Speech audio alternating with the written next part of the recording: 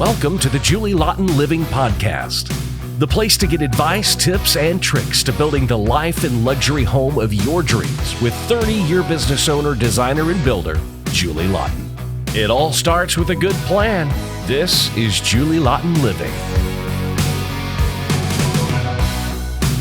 Welcome back to another episode of Julie Laughton Living, and I'm going to talk about what's the difference in a proper design process and the client micromanaging the process, or basically refusing to cooperate with the process in order. I'll be explaining that and why you shouldn't do that and how it should go. And, you know, you want to have a happy, successful remodel or new custom home project. And there are rules and guidelines and there is an order to this, so I'll be explaining that on this podcast. Don't forget to check out my 7 simple steps and how my process works. I go in order, 7 simple steps. It makes it amazing, easy to follow, and it's always a guaranteed positive outcome when you follow the 7 simple steps.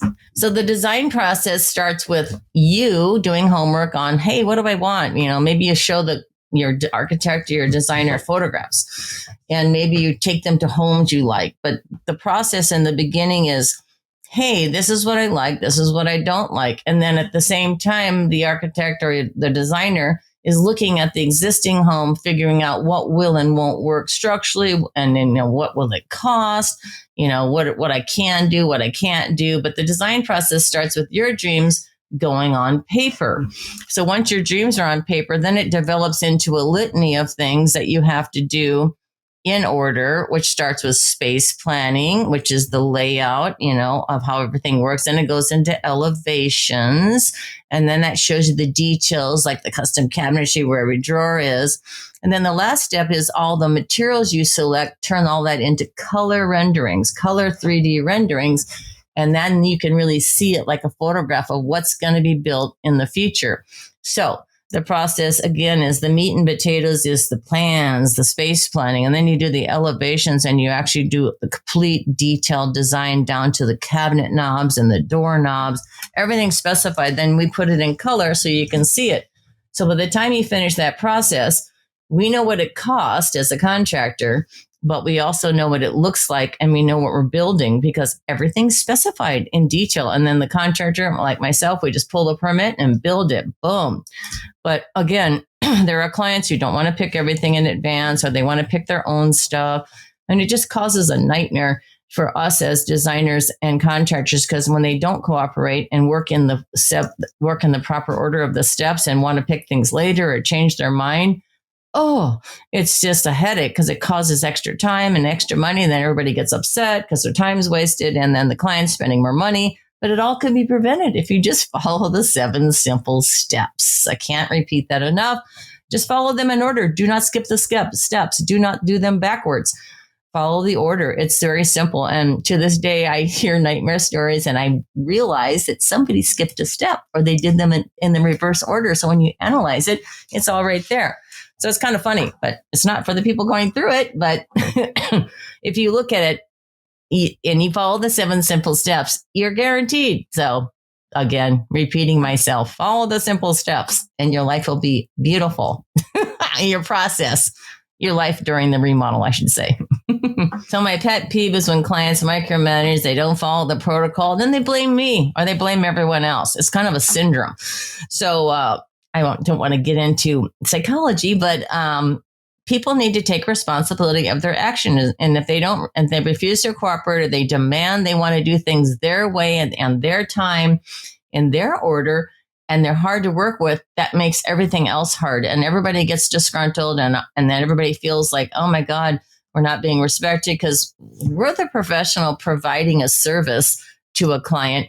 And it's not really cool if they demand discounts and then they demand to not do things in order because I just want to do it later. Give me the price. Let's start the construction now and I'll decide later when I see it. That doesn't work.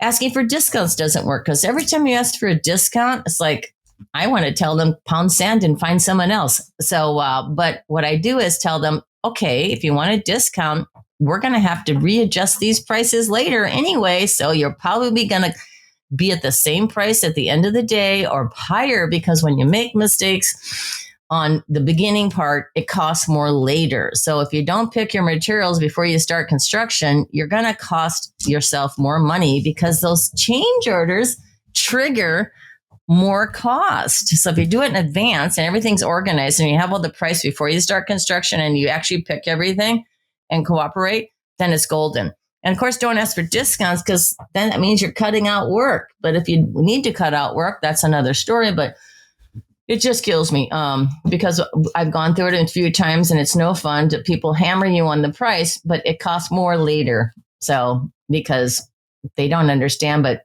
they just don't want to pay maybe. But I've been through it all with people. And if you follow the 7 simple steps, it's such a beautiful thing. Don't micromanage because you're the one that's going to create the problems. The architects and the designers and contractors do this all day long. There's no mystery to this. I can't say that enough. It's like delivering a baby. There's no mystery to getting pregnant, carrying the baby, and delivering it. It's the same pretty much for every human.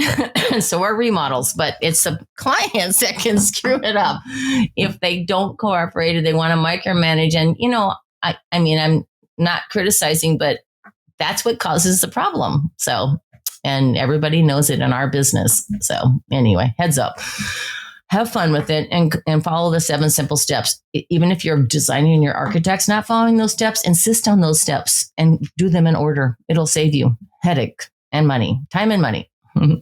Okay, so now I want to talk about, I was just talking about on another podcast how when you go to a job before you buy a house or in the beginning, bring the team of professionals, the architect, the designer, the engineers, bring those people, the contractor and the subcontractors. Don't trust the inspection report. But the problem is there's people that bring their whole family, their fathers, their father-in-laws, their neighbors, their girlfriends. And these people give them really bad advice and personal opinions that mean jack shit to anything we're doing because they don't know. And I can't stress that enough, but there's nothing more frustrating than someone bringing in their relatives, telling them what this is going to cost or how many problems they're going to have because they're experts.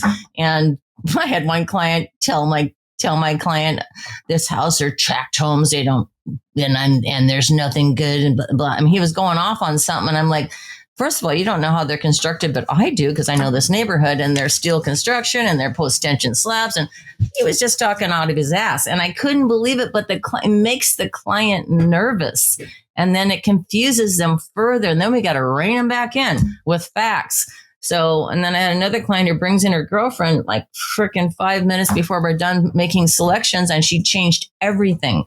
And the client follows her direction, and the budget was $90,000. It went to $250,000 because the girlfriend pointed out $10,000 and $15,000 slabs that you just have to have.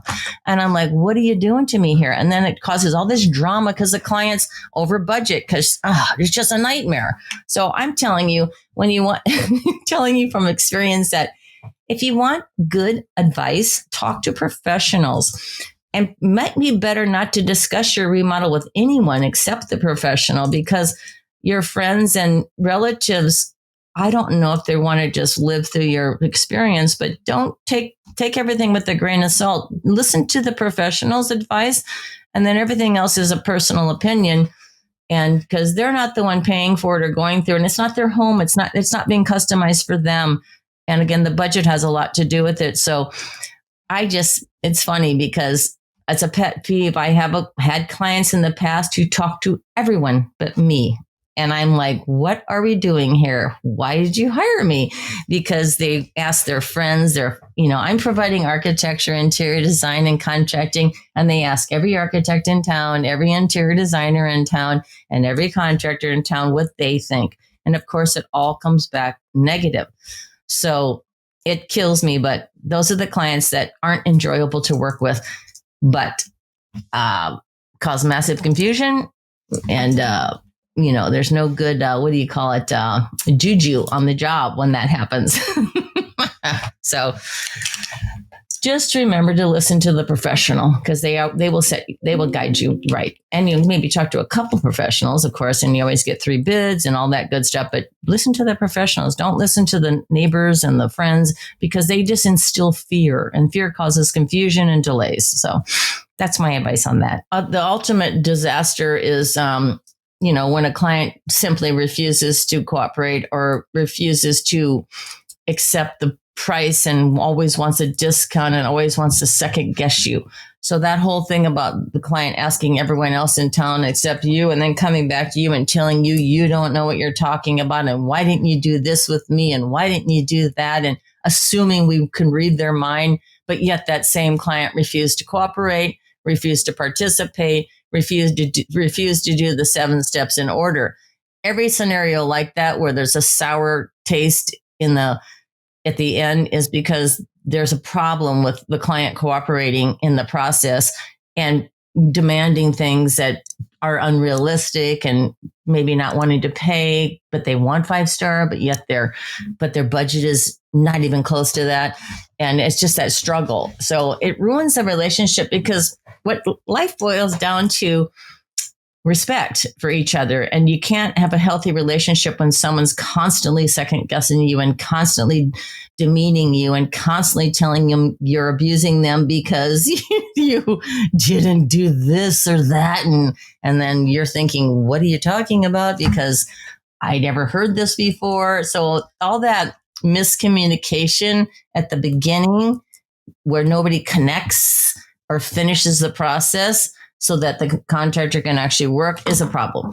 And don't do that. And, make sure you go through the process, because you want it to be fun and respectful, because we're all human, we're all the same, but it's a process. You have to participate in the beginning, because the construction should be, you should be out of the picture during the construction, except for any unknowns, but it's a process. So I can't stress it enough. It's have respect for each other in the process, because we are professionals. The client is there to, be helped and make their dreams come true. So it's wonderful when it happens and it goes smoothly. So thank you again for listening to the Julie Laughton Living podcast. And again, the difference between a proper design process and a client micromanaging is the difference between night and day. You need to, participate in the process and enjoy it, of course, is the key. And enjoying it should be enjoyable, because it's like you're creating something together. But when a client maybe refuses to cooperate or micromanage it, it just makes it a horrible nightmare. So I encourage not doing that. And then pick your right team and enjoy your team and enjoy each other and enjoy the process and have fun while you're doing it. To learn more about my process, check out my 7 simple steps on the website and take the free course. It's fun. Thank you for joining me again, and we'll see you next week on another Julie Laughton Living Podcast. Thank you for joining us for this episode of Julie Laughton Living. For more information or to connect with Julie one-on-one, visit julielaughtonliving.com. And don't forget, it all starts with a good plan.